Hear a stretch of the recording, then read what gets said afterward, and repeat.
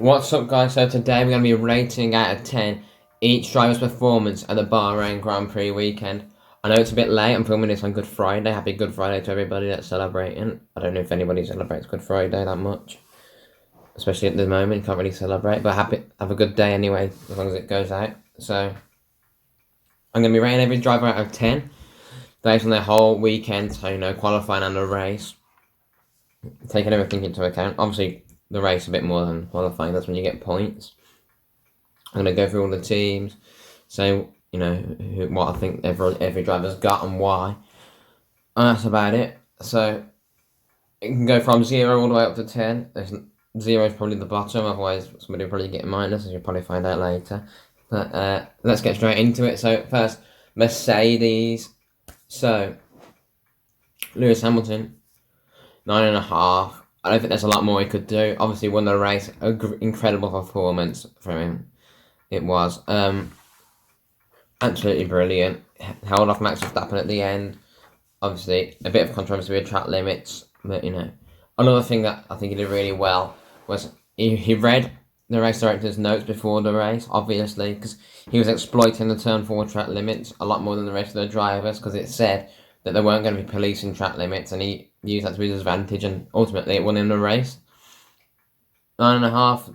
The only thing you could have done was put it on pole, but he didn't even have the fastest car, so I don't really want to give him a 10 first race in the season, but it's very close to that. So next we're up to his teammate Valtteri Bottas. I've gone for 8.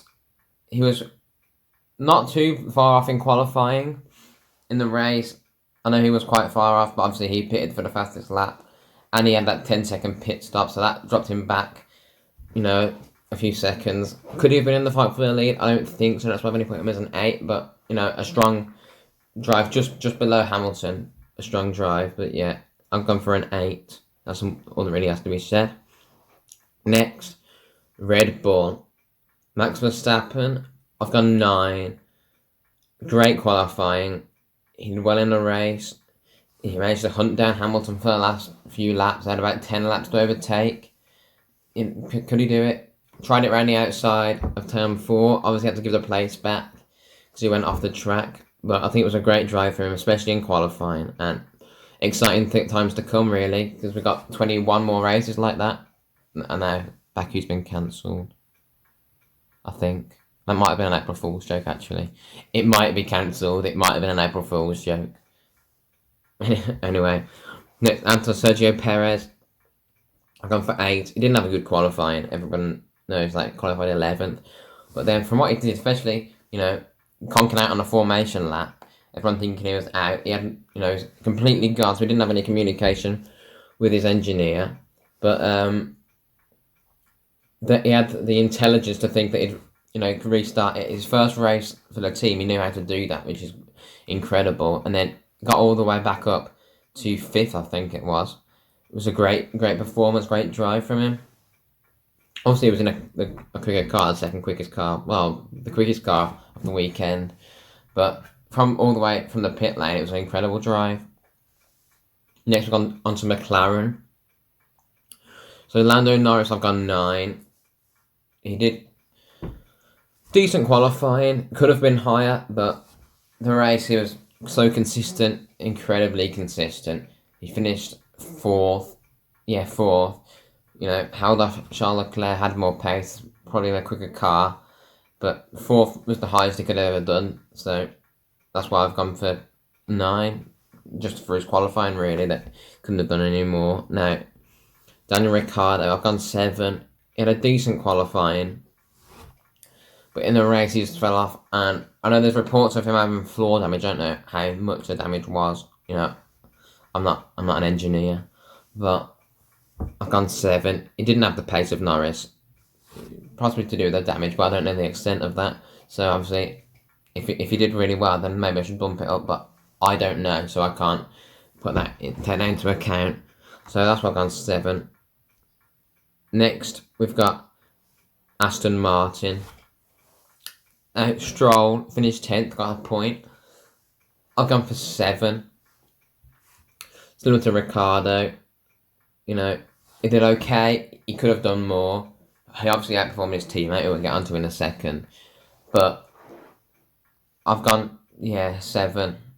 There's room for improvement, but then we don't know how that could have been the full potential of the car. We don't know how quick the car is.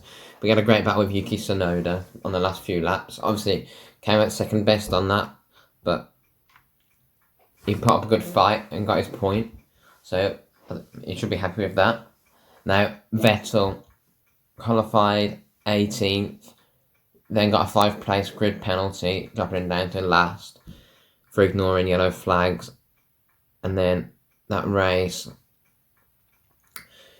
it wasn't exactly on the pace. It was making his way up a few positions, but that collision with Ocon, I think the team radio was taken out of context. Doing a bit of the old Netflix there, taking it out of context, the radio message, but it wasn't good. It wasn't a good look, really. He went to apologise, which I thought was good. It wasn't fighting for points anyway, so he would have had a low score anyway, but I've gone for 3.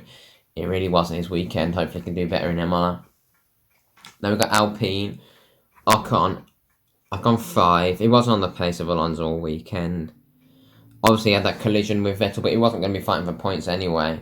So, pretty average weekend. Off the pace of his teammates, so I've gone for 5. Maybe that's a bit harsh. Let me know in the comments. Alonso, I've gone 7.5. I think you had a great qualifying, did very well. In the race, he was fighting up there in the points before his retirement. I think it was a sandwich bag that got caught in his radiator, I believe, and that's why he retired. But I've gone 7.5. There's room for improvement. Is the Alpine car as quick as the Renault last year compared to the other cars? I don't think so. I can't see them getting any podiums like they did last year. I said that in my prediction video. If you haven't seen that, go check it out. So I've gone 7.5 for Alonso. Anyway, now on to Ferrari. They're looking better. They had a 1-2 in one of the sessions in qualifying. Not the one that counted, but they both did very well.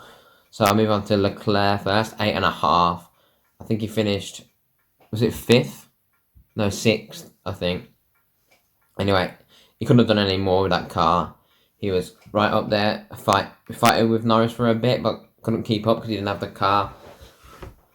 But beat his teammate quite convincingly. Had a great qualifying. That was an unbelievable lap. He qualified 4th, so I'm gonna have to give him an 8.5.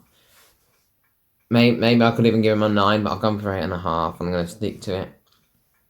Now Carlos Sainz, I've gone 7.5. His first race weekend with the team. He was off the pace of Leclerc, but that was to be expected. But I can't really take that into account because they had the same car, so he's got to have a lower rating. So I've gone 7.5. Got some good points for the team. Not much more needs to be said. Now AlphaTauri, Yuki Tsunoda, I've gone 8 and a great debut. Got up to P9. He had a bad start.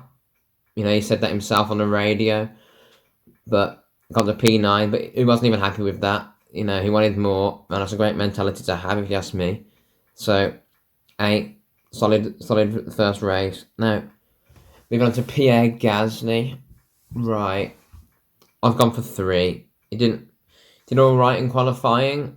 Didn't reach the full potential of that car. I thought he could have been up there in 4th, and then hit Ricciardo at the start, and then didn't really have the pace from the back after that.